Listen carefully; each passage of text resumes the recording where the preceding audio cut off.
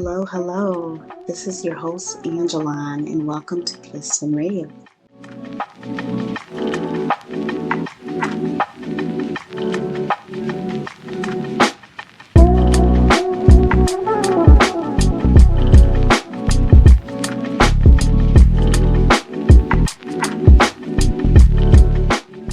Today, I'm going to introduce you to the 5 R's of self-care. This is all based off the Lotus Life Self-Care Coaching Program, and I think that it's beneficial for everyone, whether you're a Lotus or you're not. The first one would be rest. Rest is just what it says, rest. It's not a luxury. It's not something people do because they're lazy. It's not something that you have to earn or you haven't produced enough to get to rest. You rest every day. Rest is what our body naturally needs in order to function. It's our birthright. We have the right to rest. We have the right to be still and get those 7 to 8 hours of sleep, sometimes more. We have the right to nap. It's important to give yourself that permission to take that pause and teach your mind and teach your body that it's okay, that it matters, and you're going to take care of it by giving it some rest. The second R is romanticized. So I see so many different ways people romanticize it, especially it's easy to visualize when you look at social media and you see people taking these lavish vacations or trips. They may buy a lot of name brand items, maybe do 10-step pampering routine every day. But romanticizing your life does not necessarily mean it needs to be lavish or expensive. Life doesn't have to be perfect. It can still be beautiful even with mistakes or just giving yourself a moment in the bathroom. If you have kids, sometimes the bathroom can be your sanctuary. So, if you have children, you understand that. Even sitting in your car sometimes, I know when I would finish working and had a rough day at work or a long day, and many people already do this, but you have what's called car therapy. You just turn on that music and you just jam out.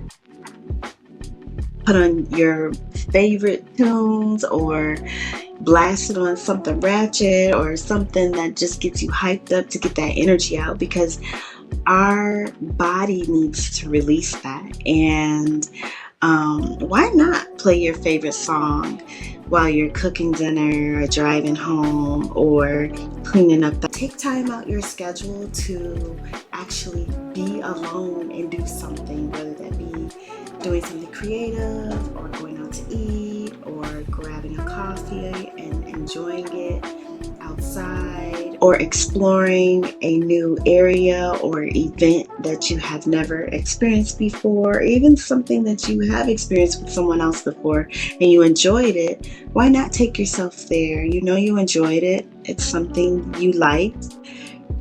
Romanticize it and just be like, this is me taking care of me. This is me taking myself on a date. Stop waiting for the weekend or for the end of the day or for your PTO to add up or for spring break or Christmas break or summer or your birthday to do things that you enjoy. Bring joy to your daily life by figuring out what micro little things can I do that make me feel good. And that's why I'm always talking about coffee or tea or something, because those are the little things and sometimes they can just warm your soul. Actually, when it gets snow on the ground, because I'm in Michigan, gets snow on the ground, just putting on my fuzzy socks and curling up on the couch with my blanket, watching some YouTube videos or something, that brings comfort to me. That brings me like, ooh, I cannot wait to do that, or, anything like that that can help you feel supported, be rooted. That is what you want to do.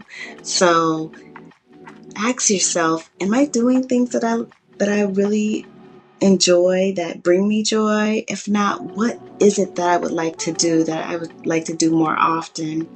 And am I connected to things that make me feel supported and rooted? Am I having to give more effort just to be a part of something, or am I already involved in something that makes me feel good and fulfilled? So see what that is. Romanticize your life.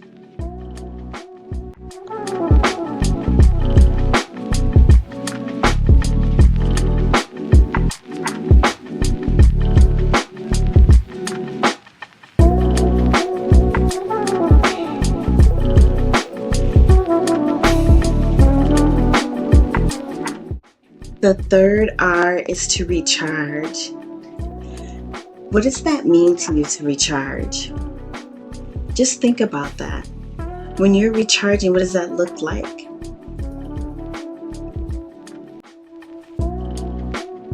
To me, recharging as a person, as a human being, is filling your cup back up. And what does that look like to you, so that you can be full, and that when you give, you still have something left over? That might look like journaling, or getting up early before everyone else gets up, or cleaning your space, or taking time to have a quiet walk during your lunch instead of going to the staff lounge, or instead of seeking out someone else to have lunch with. Saying no when you don't feel like doing something, or saying no just because you just don't want to, and not feeling guilty about it. So giving yourself grace and giving yourself the energy, and being able to choose whose energy you want to be around, and having the power to protect your own sense of peace. So recharge means so many things, but it can really boost your mood, your mental wellness, your emotional bank, like everything that you long for really is waiting for you to recharge. What does that look like to you? And going along with recharge is number 4. The R stands for renew. Renewing your mindset. So thinking differently, changing the way that you look at things. It kind of reminds me of the fixed mindset versus the growth mindset. So fixed mindset is kind of like, it'll never change, it's always like that, nothing will ever get better. But a growth mindset says, things can get better, I can adjust, I can do something different, I don't have to stay this way. You're renewing your thought pattern, and you're teaching yourself that true strength is knowing that it's time for me to shift my thinking. So not just pushing through and being complacent and going along with things. It's actually replacing self-doubt with self-compassion, and turning the have-tos into I get tos and I choose to. And remembering that you are allowed to change your story at any time. You are totally allowed to change your mind. You do not have to be set in that same way for the rest of your life. We are living, thriving, growing human beings, and we have to allow ourselves to flow and be in that flow. To do that, we actually are learning through our adversities, our negative situations. We do not have to just put up with what life is giving us. We can actually take some charge and do something about it. Maybe you are in that place in life where you don't have the stability that you're used to, but you can still change your mind and decide, I may not be where I used to be, but I know I can get to a place where I'm better than I am right now. And then come up with what that looks like for you. So it really does take what I would lead to for the next R, some resilience. So just adopt that mindset. It's going to be better. Things are going to be better for me. I'm going to be better. And I always strive to be better than to be perfect or, just above and beyond. Just because better is more achievable than trying to be like, I'm going to be perfect and align exactly like where that person is at and comparing yourself. Just be resilient in your own life, because only you know what you've gone through. And you don't know what that other person has gone through to get to where they are. So being resilient, which is not breaking down and giving up and just going along with what other people are doing. It's actually a quiet strength that says, I've been through worse and I'm still here and I'm still going to keep going. So when you practice that resilience, you can stop letting those hard days define who you are, define what direction you go in, and you can take charge and learn from the hard things that are going on in your life. Sit with those emotions, acknowledge them, ask yourself, what is it trying to tell me? What lesson am I trying to get out of this? And just grow through what you end up experiencing. Kind of like the process of the lotus flower that is coming from those dark, muddy, messy waters. It emerges as a beautiful flower. So that is the resilience we are looking for. That's the resilience we want when we talk about resilience in self-care.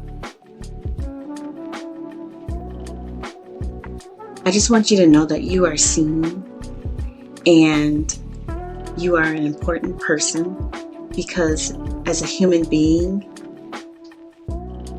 it's so easy for us to act like we're holding everything all together and like there's nothing wrong and we can conquer everything. But sometimes we just can't. Sometimes we just got to be real. We have to rest. We have to recharge. We have to renew. We have to lean into our resilience. And working long hours, showing up for your family countless times without any hesitation, facing adversities, it can wear on you, and it leaves little space left for you to really take care of yourself. I hope that you have gotten some nuggets from this episode of self-care. And as always, be resilient like the lotus and be the best you that you can be, one positive step at a time. Peace.